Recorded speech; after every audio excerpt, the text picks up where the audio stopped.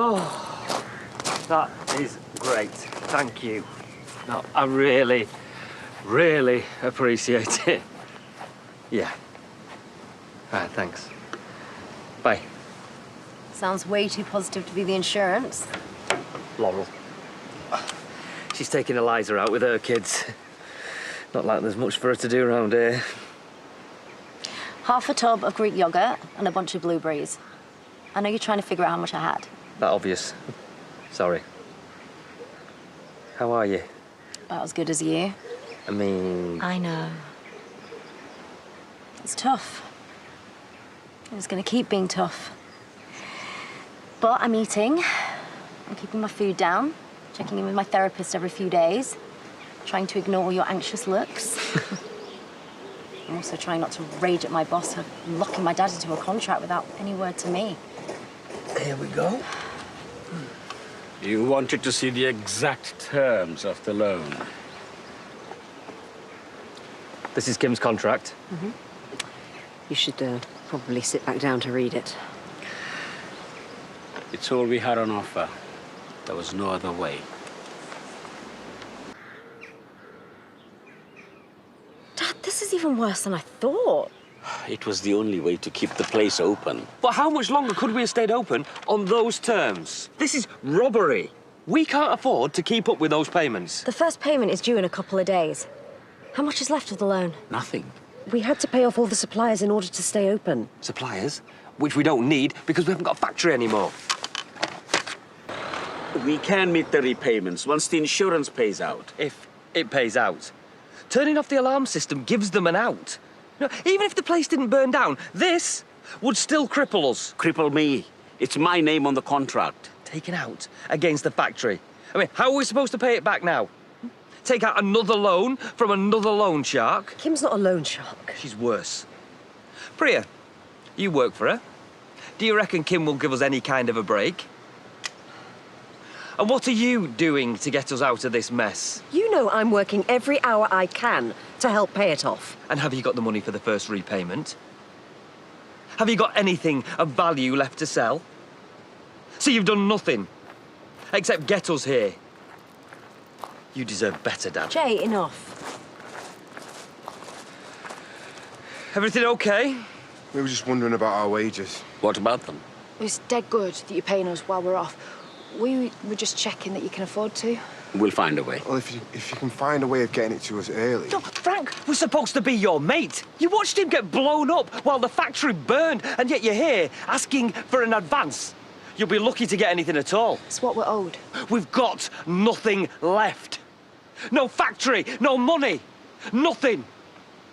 Yet you're still here scavenging for the scraps. Jay, where are you going? To fix this vessel.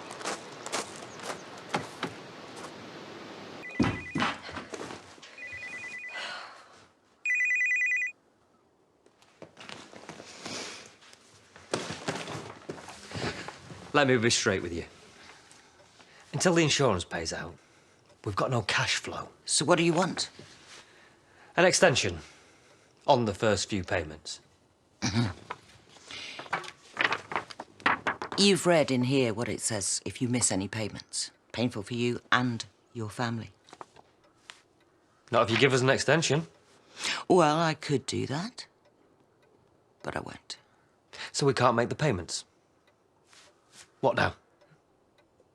You threaten us? Try and seize assets? We find a creative solution.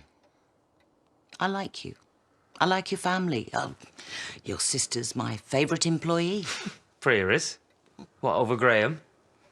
He's been with me so long, I'm past thinking of him as a worker. So what kind of solution do you have in mind? I'm willing to help you out of this black hole of debt and save your factory. How? By buying it from you. Oh, at a knockdown price, of course. After all, it is a fire sale. Doesn't everyone want to be Willy Wonka? Do you? Like, would you keep it as a sweet factory? Of course. And anyone who still wants their job will have it when we reopen. Yeah, I made that place. You did well. I've seen the accounts. How? And if the numbers add up, it's a great little investment. I'll wait for the insurance. Thanks. And now, word is you turned the alarms off. Insurance companies love a loophole, don't they? You don't have any other options. At least this way you can walk away with your debts settled. My dad's debts. Happy to see your dad destitute? Or we declare ourselves bankrupt. Then you don't get a penny. Good. Take the legal route. It's annoying, but, well, if you're willing to wait years to sort it, so am I. There are many ways to skin a shaman. So that's a threat. A badly mangled cliché. He beat you to it, To what? asking for an extension. And did you give it? No. I gave a way out. If you're all clever enough to take it.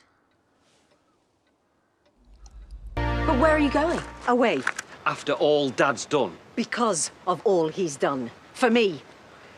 I have ruined your father, and you're not the only one worrying about what I will drive him to next. So it's best I just go. You coward. He brought our factory, our family to its knees to pay your debts because he loves you. And you really think that running away is the best thing for him? Well, isn't it? He doesn't really want me here. How can he? Deep down, he must blame me. Of course he does. Because you did this. But that doesn't mean he wants you gone. Do you want me to stay? I don't want you to crush him. It's much harder to stick around and help dig us out than it is to run. Whatever you choose it fast.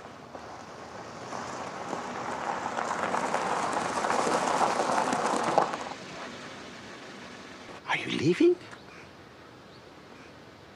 Manfred, please don't. What have you said? Nothing. I'm not leaving. Why the suitcase? The taxi? I packed it. I thought you'd be better off without her, Dad. You had no right. I know I didn't. We've made our peace. Sorry, I don't need a lift. I'm not going anywhere. Of course not. Good.